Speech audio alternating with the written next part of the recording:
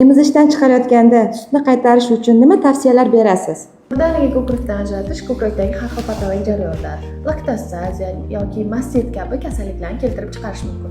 Shuning uchun ko'krakdan chiqarayotgan vaqtingizda birinchi o'rinda sutni sog'ib tashlang va ko'krakni qattiq bo'ylamang. Qattiq bo'ylangan vaqtda ko'krakda qon aylanishi buzilishi hamda sut qotib qolish holatlari kuzatilishi mumkin.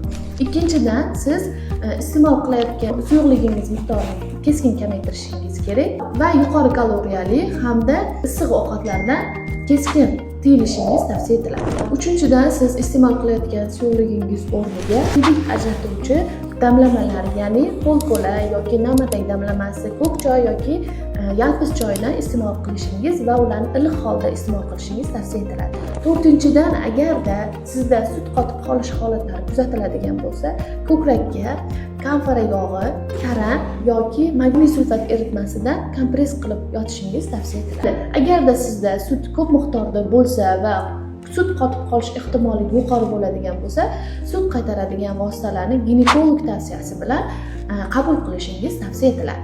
Agar yuqoridagi tavsiyalar davomida ham agar sizda sut qaytish holatlari kuzatilmasa, direktga sutni qaytarish so'zini qoldiring va sizga kerakli bo'lgan dori vositalarni tavsiya etamiz.